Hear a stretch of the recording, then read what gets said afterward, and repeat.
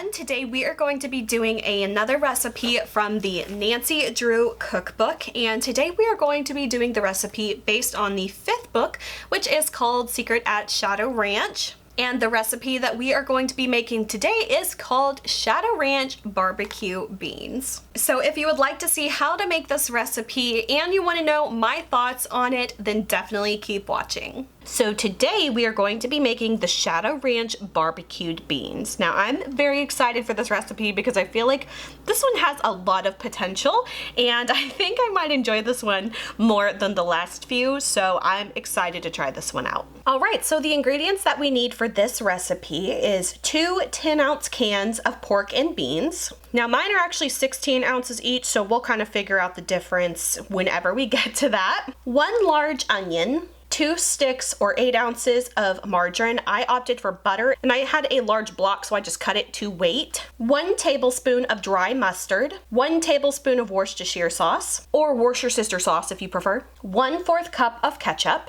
1/4 cup of white sugar, 3/4 cups of dark brown sugar, and salt and pepper. So pretty simple ingredients. I feel like most of these most people would have on hand. The only thing I did have to purchase specially is the dark brown sugar. I did have regular light brown sugar, but wanted to honor the recipe, so I did go out and get that. Alright, so I have my oven heating to 300 degrees. Next, we're gonna peel the onion and chop into small pieces.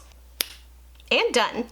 Alright, so I've got my onion chopped up here. I like that this is kind of the only thing you really have to prep. Everything else is pretty simple, so I would say so far it's a pretty easy recipe. Alright, so it does tell me to grease my baking dish, so I'm gonna go ahead and just lightly grease it with some of the butter here, and then we're gonna add in the melted butter as well.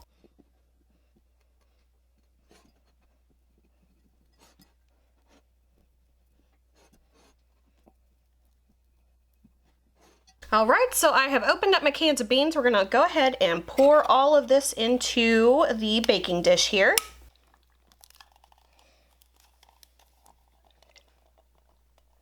Now the recipe did call for 2 10-ounce cans, but mine are 16-ounce cans. We're just gonna go with it and have a little bit extra bean. Right, so basically now we just add in all of our ingredients. So I'm going to add in the onions here. Next, the white sugar, dark brown sugar, dry mustard, Worcestershire sauce, our ketchup. All right, now I'm gonna add my melted butter. All right, now we're gonna give this a good old mix. I think that I couldn't have fit any more into this baking dish, so I'm gonna be very careful at mixing this up thoroughly. All right, so the next step says to cover it and place it into the oven and bake for 2 hours. And now I have misplaced the lid to this baking dish, so we're just gonna cover it with foil. All right, so I'm just gonna put this in the oven and let it bake for 2 hours. All right, guys, so I have pulled the beans out of the oven and this is what they look like. I have to say it's probably not the prettiest thing, and it definitely seems to be a little bit on the runnier type of side. So if you like really runny beans, then this might be a good one for you. I do have to say though, I feel like that was a lot of butter in the recipe. I feel like the butter's just kind of sitting on top of it. All right, and here is my little bowl of beans that we're gonna do a taste test. I'm gonna do an off-camera taste test today. I'm not feeling very pretty, so we're just gonna see what this one tastes like. All right, so here we go. I really do like the flavor of this. It's very, very good. It has that little bit of sweetness. I would hope so with that much sugar that we put into it. The only thing is, like I said, the butter just really kind of seems to kind of sit on top of the beans rather than kind of like mix in. I almost feel like this would be really good cooked on the stove top and reduced down just a little bit to kind of get some of that extra moisture out of there, but these are still pretty good. I actually really like these. Like I said, the only difference I would probably make is maybe cut down on the butter just a little bit.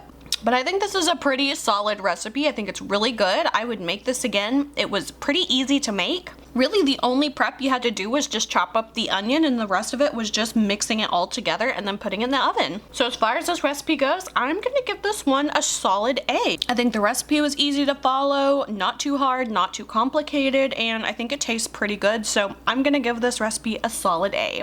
Alright guys, so that is it for this video. I hope you guys enjoyed. If you did, please like and subscribe. You can follow me on Instagram and TikTok. Links are below, and until my next video, I will talk to you guys later. Bye.